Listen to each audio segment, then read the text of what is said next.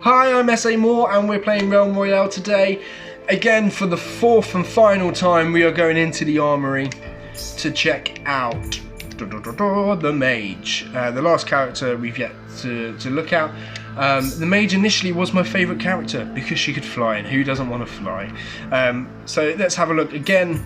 The bottom two here, the healing and the shards, and then also the other bottom two on the right hand side, they're the chicken and speed perks. They're the same for all four characters. I've covered these now in the hunter video and the warrior video, the warrior more so if you want to check those out, watch the warrior video and that will explain all of those for you. But for the sake of the people that have watched all of those videos, we're just going to crack on and have a look at the ability here. So Sorcerer is your main one. Your Ice Block and Healing Stations have a 50% reduced cooldown, which is quite helpful. So Ice Block, you get frozen into a block of ice, and it allows you to regenerate some health. This also grants you a 2 shield that absorbs 300 damage when it comes out of it. So people will know that the second that ice comes down, you're vulnerable again. This sort of protects you a little bit from that, so that's quite helpful. I don't tend to use Ice Block though, simply just because it freezes you, and if someone comes across you or gets to you in time, I mean, even with a 2-second shield, it's going to be a battle, isn't it? So the next ones you can get are Soul Gust, which is a new one. This was only released in the last update, which came last week or the week before, I believe. It depends on what time I release this video. It came out in May. Okay. The last one, so the Soul Gust, now reveals enemies for 3.5 seconds as opposed to 3 seconds, I think. And the Alchemy Ward being healed by Healing Station grants you and your allies 15% damage reduction for 2 seconds, which could be helpful if you're all bundled together and under fire. The weapons here. So because she is the mage, a lot of the magic weapons are her forte. So your initial one that you start with is deal 20% more damage with stone staffs, frost staffs and bolt staffs. So they're all staffs, except one shoots out little rocks, one shoots out little icicles, and the other shoots out little lightning bolts. The Thunderstruck perk, the bolt staff will increase all damage a target takes for 30% for 3 seconds, and that is the same for both the stone staff. And then the last one is increase the area of effect and damage of frost staffs by 30%. Sorry, stone staff is different. Let's do this again. So bolt staff, increase all damage a target takes by 30% for 3 seconds. Stone staffs in the strength of stone will deal 300 bonus damage if all 3 shots connect.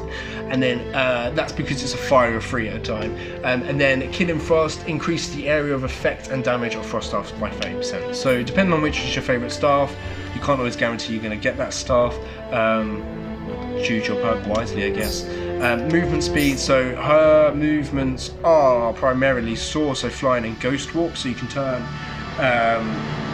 like invisible-ish. I think you like purple.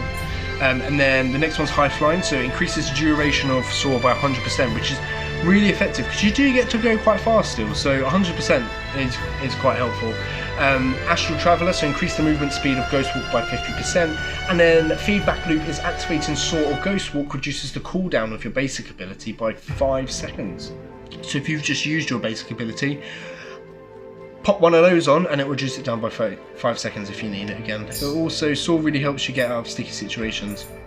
The Ability Forge, Weapon Forge and Movement Forge again will all start with the same perk, which is Forge for 20 less. And again, the perks are all tailored to the particular character. So we have Ice Block, Soul Gust and Healing Station being the first that you can forge as the mage. The weapons again obviously are going to be the Bolt Staff, Stone Staff and Ice Staff that you can forge. Movement is Soar, Ghost Walk, and then you've got the legendary movement as well. So again, if you've got the movement that you want, you can always forge it. It could end up being Soar. If you've got Soar, it could end up being Soar again, in which case, cool. If you want to try Ghost Walk, maybe give it a go. If not, you can just disenchant it.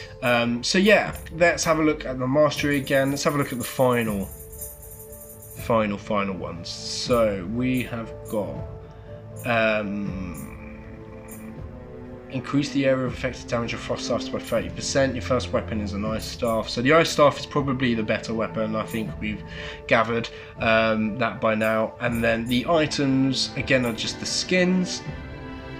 These are the skins that I have at the moment for the mage. Again, all from battle passes. this I think was from the last battle pass. I think I got quite a lot from the last battle pass, and the fact that I got all 4 stages of her outfit I was really quite happy with. So yeah, that's the Mage. Do you play as the Mage? Like I said, she was my favourite to start with, and then it went to the Warrior, and it's just become the Hunter. I feel more confident with the longbow. But whenever I see a saw on the ground, I pick it up, because who doesn't love flying, like I said at the start. But yeah, if you play as the Mage, let me know. If you don't like the Mage, let me know. Do Mages get on your nerves?